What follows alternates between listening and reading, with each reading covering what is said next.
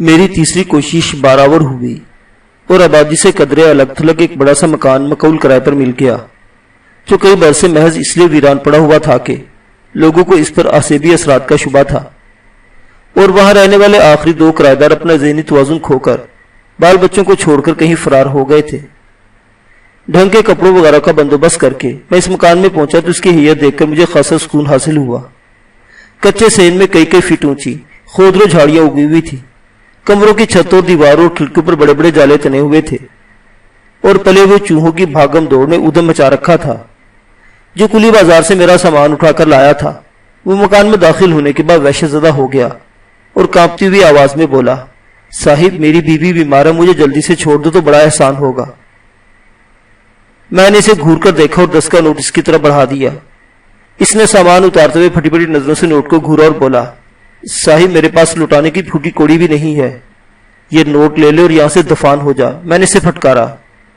وہ نوٹ تھام کر بھوکلائے ہوئے انداز میں واپس دوڑ پڑا۔ وہ پہلے دروازے سے گزرنے ہی والا تھا کہ ناگہاں کہیں سے کبڑا اور کری صورت شیطان بھیانک کہکے لگاتا وہ کودا اور اس کی پشت پر سوار ہو گیا۔ اس مزدور کی بری طرح گھکی بند گئی اور شیطان کے نیچے دبا زمین پر ڈھیر ہو گیا، اور اسی وقت شیطان نہ جانے کہاں روپوش ہو گیا۔ اس مصیبت سے نجات پاتی ہی وہ کلی بری طرح گرتا پڑتا اور چیختا بھاگتا باہر بھاگ گیا۔ کلی کے فرار کے بعد شیطان دوبارہ وہاں آدم کا۔ میں نے اسے پورے احترام کے ساتھ تعظیم دی۔ وہ اچھلتا ہوا ایک 24 صندوق کے قریب پہنچا اور اسے ٹھوکر مارتے ہوئے بولا، یہ کیا لے آیا جبلی؟ میں فطری طور پر سنگ تراش ہوں میرے آقا، فرصت کے اوقات میں گزارنے کے لیے کچھ اوزار خرید لایا ہوں۔ میں نے مجرمانہ احساس کے ساتھ دبی دبی آواز میں کہا، فرصت کے لمحات نہیں جبلی، اب تو اپنے فن کے ذریعے اپنا مشن پورا کرے گا۔ شیطان خوفناک ہنسی کے ساتھ بولا، تو پتھر کے بت تراشے گا اور وہ بت لوگوں کو بہکائیں گے۔ میں کچھ نہ سمجھنے والے انداز میں خاموش کھڑا رہا۔ اس شہر کی بیشتر آبادی بتوں کی پجاری ہے۔ شیطان قدرے توقف کے بعد بولا، کرشن کمار سے نمٹنے کے بعد تجھے ایک فنکار اور روحانی پیشوا کا روپ دھارنا ہوگا۔ تو دیوتاؤں کے بت تراشے گا اور یہاں جھوٹی روحانی محفلیں جمائے گا۔ تیرے تراشے ہوئے بت لوگوں کو برائی کی ترغیب دیں گے اور وہ دیوتاؤں کی مرضی سمجھ کر ان ہدایت پر عمل کریں گے، اور تیرا کام صنم تراشی کے ساتھ ساتھ صنم فروشی بھی ہوگا۔ یہ مسئلہ سن کر میرا دل خوشی سے اچھل پڑا۔ میں ایسا ہی کروں گا میرے آقا۔ پھر شیطان روپوش ہو گیا۔ دوپہر کے وقت تو سے اپنی پراسرار قوتوں کے سہارے میرا سراغ لگا کر وہاں آ پہنچی۔ میں نے والہانہ گرمجوشی سے اس کا استقبال کیا۔ تو نے لکھنؤ میں بڑا فساد پھیلایا جبلی، وہ مسکراتے ہوئے بولی۔ مستی خاں کا شکار بری طرح زخمی ہوا تھا اور اب مستی خاں حوالات میں سڑ رہا ہے۔ سرلا بائی کے کوٹھے کا ہنگامہ بڑی رازداری کے ساتھ دبا دیا گیا، کیونکہ اس میں بننے خاں کو اپنی بے عزتی کا خوف تھا۔ وہ پہلی ہی گاڑی سے کرشن کمار کے ساتھ یہاں واپس آ پہنچا ہے۔ اب تو تیاری کر لے توسیا، میں آج ہی بننے خاں کی حویلی میں جاؤں گا۔ میں نے اسے خود سے الگ کرتے ہوئے فیصلہ کن لہجے میں کہا۔ سورج ڈھلنے سے ذرا ہی دیر پہلے میں نواب بننے خاں کی حویلی پہنچا تو لباس اور وضاقتہ سے میرا حلیہ اس قدر بدلا ہوا تھا کہ جس نے مجھے سرسری طور پر دیکھا اس کے لیے شناخت کرنا ناممکن تھا۔ میرے اور توسے کے قیمتی کپڑوں اور باوقار انداز نے چوکیدار کو مہلت ہی نہ دی کہ وہ ہمیں روک سکتا۔ راستے میں ایک ملازم سے میں نے نواب بننے خاں کو پیغام بھجوایا کہ لکھنؤ سے اس کے مہمان آئے ہیں۔ وہ ہمیں ملازم دیوان خانے میں چھوڑ کر چلا گیا۔ تھوڑی دیر بعد بننے خاں پوری سجدت کے ساتھ وہاں آیا تو اس کا منہ تحیر زدہ انداز میں کھلے کا کھلا رہ گیا۔ بننے خاں، سرلا بائی کی بڑی بہن میرے ساتھ آئی ہے۔ میں نے اسے بولنے کا موقع دیے بغیر توسے کی طرف اشارہ کرتے ہوئے کہا، سرلا بائی تمہاری گولی کی تاب نہ لا کر مر چکی ہے اور یہ محض اس لیے یہاں آئی ہے کہ تم سے سودا کر سکے۔ مرنے والی تو واپس نہ آئے گی، مگر سرلا بائی کا موت کا قصہ اچھالا گیا تو تم کسی کو منہ دکھانے کے قابل نہ رہو گے۔ پولیس تمہارے رتبے کا لحاظ کیے بغیر تم پر قتل کا مقدمہ قائم کرے گی۔ بننے خاں کے چہرے پر ہلکی سی زردی دوڑ گئی۔ خبیث، تو یہاں آخر آ ہی پہنچا۔ وہ دانت پیستے ہوئے بولا، کرشن کمار ابھی تیرے ٹکڑے اڑا دے گا۔ میں تو خود اس کی تلاش میں ہوں بننے خاں۔ وہ پرلے درجے کا مکار ہے اور شہزادی کے ذریعے تیری جاگیر ہتھیانے کے چکر میں ہے۔ اس کے علاج سے تجھے کوئی فائدہ نہ ہوگا۔ بننے خاں میرے یہ الفاظ سن کر بری طرح بوکھلا کے اور جلدی سے میرے قریب آ کر جھلائے ہوئے تحیر زدہ لہجے میں بولا، کیا بکواس کر رہا ہے؟ آہستہ بول، اگر کسی نے سن لیا تو کیا ہوگا؟ کیا ہوگا؟ میں تمسخرانہ لہجے میں بولا، سب کو معلوم ہو جائے گا کہ سورما بننے والا بننے خاں بالکل ناکارہ ہے اور اپنی حویلی کے عقبی تہ خانے میں لڑکیوں کو ننگا کر کے اپنی پشت پر سواری کراتا ہے۔ پتہ نہیں تو کیا بک رہا ہے۔ بننے خاں اپنی پیشانی سے پسینے کے قطرے پونچھتے ہوئے بولا، تہ خانہ تو کئی برسوں سے ویران پڑا ہے۔ اگر وہ ویران ہے بننے خاں، میں اس کی آنکھوں میں گھورتے ہوئے بولا، تو انسانی خون میں نہایا ہوا کالی کا سندلی بت کہاں سے آیا؟ وہ سر کٹی ہوئی دو جوان نسوانی لاشیں کہاں سے آئیں؟ بننے خاں ہانپتا ہوا دیوان پر گر گیا۔ کرشن کمار سور کا بچہ ہے، اس نے مجھے کہیں کا نہ رکھا۔ اسی کے بہکانے پر میں کالی کو جوان لڑکیوں کی بھیٹ دیتا رہا ہوں۔ وہ کہتا ہے کہ 21ویں بھیٹ دیتے ہی میں اس قابل ہو جاؤں گا کہ بڑی بیگم کی کوکھ میں زندگی کا تخم ریزی کر سکوں۔ کرشن کمار سے تجھے کوئی فیض نہ پہنچے گا، وہ شہزادی کا عاشق ہے اور وہ دونوں تیری جاگیر اور دولت پر قبضے کے خواب دیکھ رہے ہیں۔ بلا کرشن کمار کو، میں تجھے دکھاؤں کہ وہ کتنے پانی میں ہے۔ وہ تہ خانے میں ہے، بننے خاں نیم مردہ آواز میں بولا۔ اور سن چھوکری، میں تیرا منہ سونے سے بھر دوں گا، لیکن سرلا بائی کے قصے میں میرا نام نہ آنے پائے۔ سونا میرے لیے مٹی سے زیادہ نہیں ہے۔ تلسیہ تنزیہ لہجے میں بولی، میں اپنی شرط تجھے تہ خانے میں ہی بتاؤں گی۔ بننے خاں ہم دونوں کو ہمراہ لیے اپنی خواب والے چوور راستے سے دبے پاؤں قدم میں تہ خانے میں پہنچا تو غصے سے پاگل ہو گیا۔ قالین کے وسط میں اس کی بڑی بیگم شرمناک حالت میں کرشن کمار سے ہم آغوش تھی۔ نمک حرام، تیری یہ مجال کے بننے خاں کی عزت پر ہاتھ دانت رکھا۔ بننے خاں غصے سے داڑتا وہ کرشن کمار کی طرف جھپٹا تاکہ اسے سنبھلنے سے قبل ہی دبوچ لے۔ شہزادی بھی لڑکی ہے نواب صاحب، وہ اچھل کر خود کو بچاتے ہوئے بولا، اسے کسی سواری کی نہیں کسی مرد کی ضرورت ہے۔ نواب بننے خاں غصے سے کانپ رہا تھا۔ کرشن کمار کے نکل جانے پر وہ اپنی بیوی پر ہی ٹوٹ پڑا اور اس کی گردن دبوچ لی۔ اس دوران توسیہ برہنہ ہو کر اپنے بال کھول چکی تھی۔ اس نے بدلی ہوئی غیر فطری آواز میں زور زور سے ہنسنا شروع کیا اور نواب بننے خاں فضا میں معلق ہو کر رہ گیا۔ اس کے حلق سے گھٹی گھٹی بے معنی آوازیں نکل رہی تھی اور شہزادی ایک طرف دیوار سے چپکی بری طرح کانپ رہی تھی۔ شاید کرشن کمار اندازہ لگا چکا تھا کہ اس کی بازی الٹنے کی تمام تر ذمہ داری مجھ پر ہے، اسی لیے اس نے مٹھیاں بھیج کر زور زور سے کوئی منتر پڑھنا شروع کر دیا۔ چند ہی سیکنڈ میں کرشن کمار کی مٹھیوں سے دھوئیں کے مرغولے فضا میں بلند ہوئے اور میری طرف بڑھے۔ کرشن کمار اپنی جگہ کھڑا پورے اعتماد کے ساتھ مسکراتا رہا۔ ان مرغولوں نے مجھ سے تھوڑی دور بڑے بڑے بالوں والے دیو ہیکل بندروں کا روپ دھارا اور پھر بجلی کی طرح میری طرف لپکے۔ میں نے غیر ارادی طور پر اپنا ہاتھ فضا میں لہرایا۔ ایک زبردست دھماکے کے ساتھ ان بندروں کو آگ لگ گئی اور وہ کری چیخیں مارتے فضا میں تحلیل ہو گئے اور صرف چند چنگاریاں ہی تیرتی باقی رہ گئی۔ یہ صورتحال کرشن کمار کے لیے غیر متوقع تھی۔ وہ سراسیمہ سا نظر آنے لگا۔ فضا میں معلق بننے خاں دہشت سے بے ہوش ہو چکا تھا اور شہزادی منہ چھپائے سسکیاں لے رہی تھی۔ اب میرا وال سنبھال کرشن کمار، میں پرسکون لہجے میں بولا اور دل ہی دل میں شیطان کو یاد کر کے خواہش کی کہ شہد کی مکھیاں کرشن کمار کا بدن نوچ ڈالیں۔ میرے یہ سوچنے کی دیر تھی کہ چاروں طرف سے شہد کی مکھیوں کے غول امٹ پڑے اور تہ خانہ کرشن کمار کی چیخوں سے گونج اٹھا۔ کرشن کمار نے اس مصیبت سے بچنے کے لیے چیخو پکار کے درمیان کئی منتر پڑے، مگر کوئی تدبیر کارگر نہ ہوئی۔ آخر وہ نڈھال ہو کر فریاد پر اتر آیا۔ میرے اشارے پر شہد کی وہ خطرناک مکھی سے چھوڑ کر تہ خانے کی نیم تاریک گوشے میں غائب ہو گئی۔ میں تجھے اچھی طرح پہچان چکا ہوں۔ اس ناگہانی افتاد سے چھٹکارا پانے کے بعد کرشن کمار جھنجھلائے ہوئے لہجے میں بولا، مگر میں اتنی آسانی سے ہار نہیں مانوں گا۔ میں نے ایک زوردار کہکا لگایا، تو سنبھال پھر اگلا بار۔ نہیں، وہی ذہنی انداز میں چیخا، مجھے معلوم ہے کہ تو شیطان کا پجاری ہے اور مجھے بہت سی شکتیاں دے سکتا ہے۔ وہ شکتیاں لیے بغیر تیرے سامنے نہیں جھکوں گا۔ میں پرغرور انداز میں ہنسا۔ وہ اپنے مقابلہ میں میری برتری کا کھلا اعتراف کر رہا تھا۔ میں تجھ سے کوئی معاہدہ نہیں کرتا، بس تو شہزادی سے ہاتھ اٹھا لے۔ مرے ہوئے ٹھاکر داس کی بیوی پر اس کے دیور کا زیادہ حق ہے۔ وہ چند ثانیوں تک ہونٹوں کو بھینچے میری طرف گھورتا رہا، پھر بولا، میں ابھی بہت سی شکتیوں کا مالک ہوں۔ میں تیرا مقابلہ کرتے کرتے مر جاؤں گا، مگر یوں بے مقصد ہتھیار نہیں ڈالوں گا۔ اس کی ہزا سرائی سن کر جی تو چاہا کہ اسے فوراً موت کے گھاٹ اتار دوں، لیکن شیطان کی واضح ہدایت کی روشنی میں میرے لیے ایسا کرنا ممکن نہیں تھا۔ اسی لیے اس سے کہا، مجھے تیرے ہتھیار ڈالنے سے کوئی غرض نہیں ہے، میں بس شہزادی کو تجھ سے حاصل کرنا چاہتا ہوں۔ اسی وقت اسے نے کوئی اشارہ کیا اور فضا میں مولک نواب بننے خاں بے ہوشی کی حالت میں فرش پر آ رہا۔ اس کے لیے بھی میری شرط اپنی جگہ قائم ہے۔ اور دھرمی پر اتر آیا تو سن کہ تجھے سچے دل سے شیطان کا پجاری بننا ہوگا اور ایک شرط پوری کر کے اپنی سب سے بڑی اور پہلی خواہش پوری کر سکے گا۔ میں نے اس سے کہا، میں اب کون سا رام کا پجاری ہوں، میں تیری ہر شرط پوری کروں گا، مگر میں ہمیشہ جوان رہنا چاہتا ہوں۔ میں ایسی قوتیں چاہتا ہوں کہ مال و دولت میرے اشاروں کی غلام ہو۔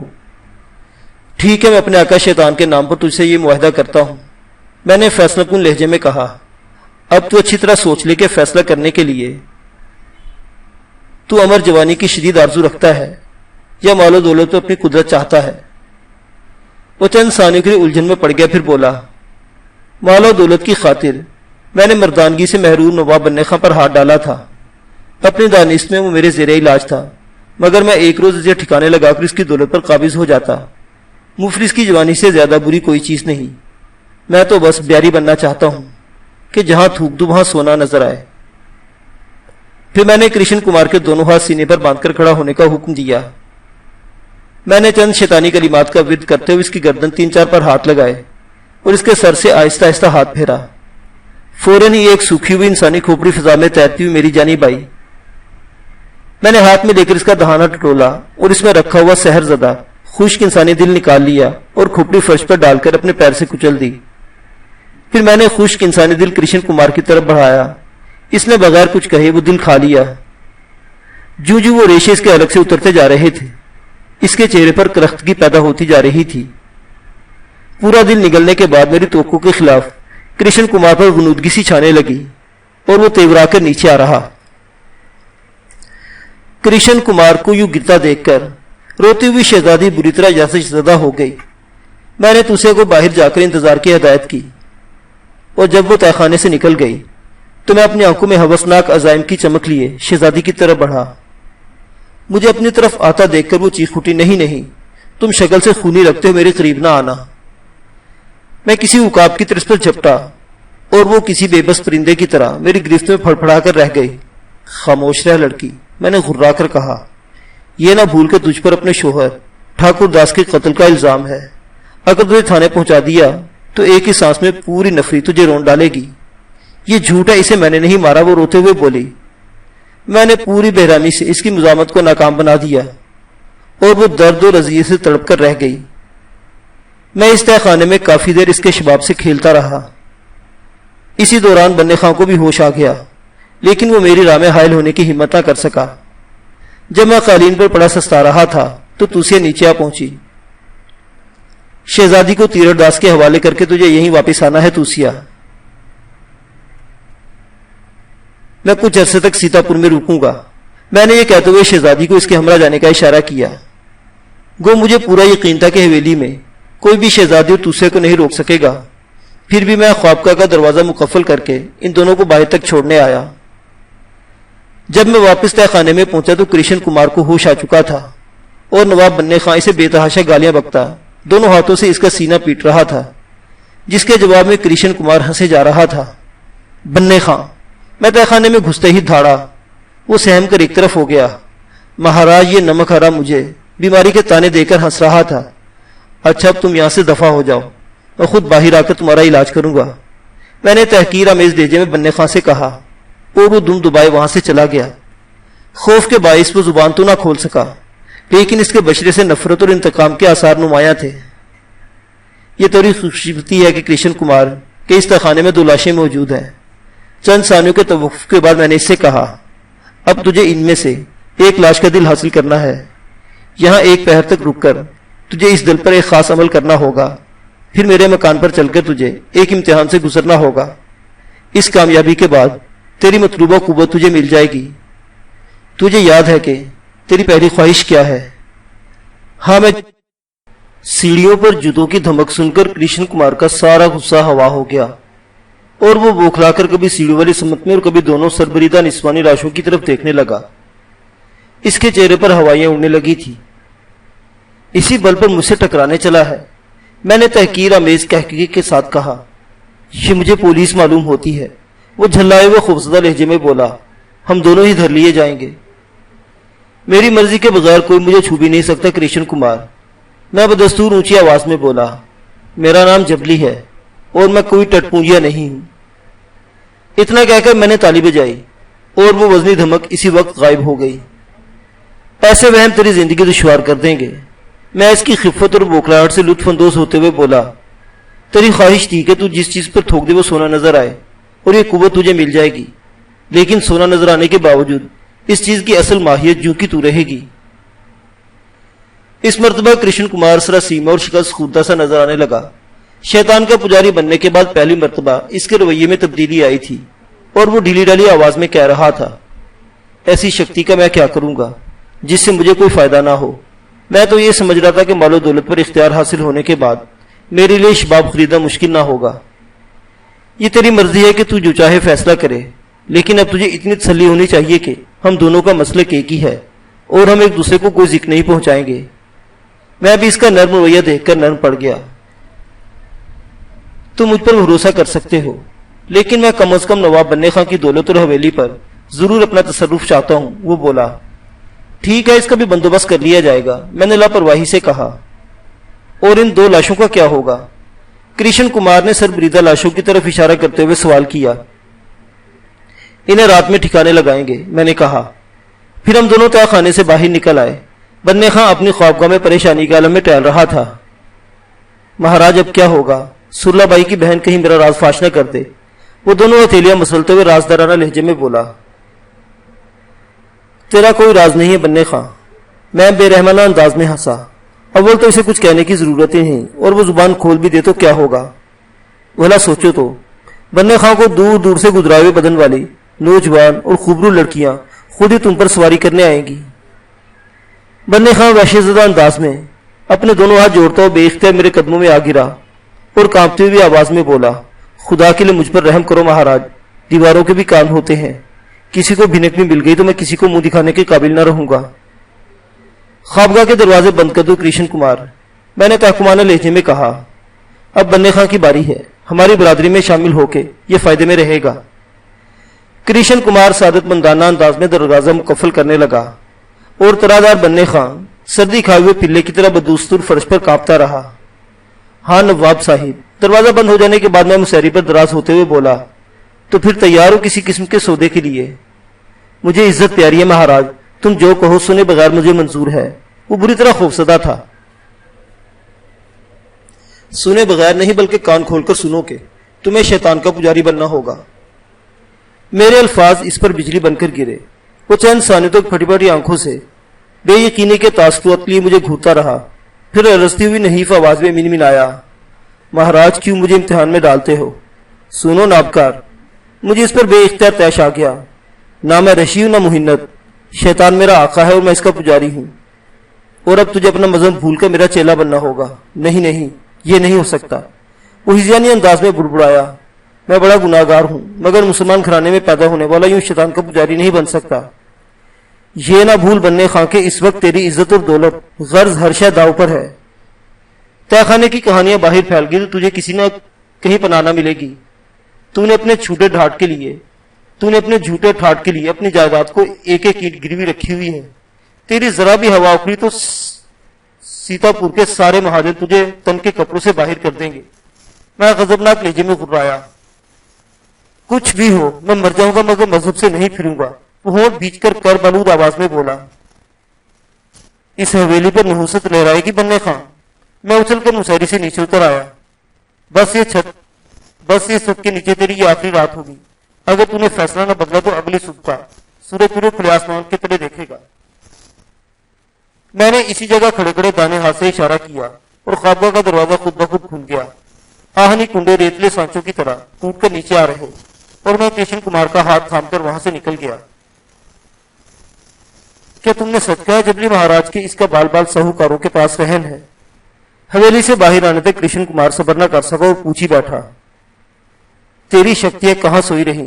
میں کڑوے لہجے میں بولا، بننے خان اپنے ساکھ کے بل پر اتنا قرض لے چکا ہے، خود بھی نیلام ہو جائے تو حساب نہیں چکا سکے گا۔ اس کا سارا لین دین 3 ساہوکاروں سے ہے۔ تو ابھی جا کر انہیں میرے مکان پر لے آ، مجھے معلوم ہے کہ وہ آسانی سے قابو میں نہیں آئے گا۔ راستے میں کرشن کمار کو ساری بات سمجھا کر روانہ کر دیا اور خود اپنے نئے مکان کی طرف چل دیا۔ میرے پاس جتنی رقم موجود تھی راستے میں اسے چھوٹے سکوں میں بدلتا چلا گیا، اور جب میں اپنے مکان پر پہنچا تو سیرو وزنی سکے میرے ہمراہ تھے۔ وہ مکان بدستور اجاڑ اور وحشتناک پڑا ہوا تھا۔ میں نے سب سے اندرونی کمرے میں روشنی کا انتظام کیا اور پھر تمام سکوں کو پارس پتھر کے لمس سے طلائی اشرفے میں تبدیل کر کے سونے کا تمام ڈھیر ایک کونے میں پھٹی ہوئی چادر کے نیچے چھپا دیا۔ میری توقع کے مطابق کرشن کمار جلد ان تینوں ساہوکاروں کو لے آیا اور میں نے مصنوعی حیرت سے ان چاروں کا استقبال کیا۔ کہو کرشن کمار ناوقت کیسے آ گئے؟ میں نے اندرونی کمرے کی طرف لے جاتے ہوئے کہا۔ سیٹھ صاحب، یہ شہر کے سب سے بڑے ساہوکار، کرشن کمار نے کہنا چاہا، لیکن میں نے اس کی بات کاٹ دے وہیں رک کر کھڑا ہو گیا۔ میں کھرا سودا رکھتا ہوں کرشن جی، نہ میں ساہوکار کو جانتا ہوں نہ کسی چور کو۔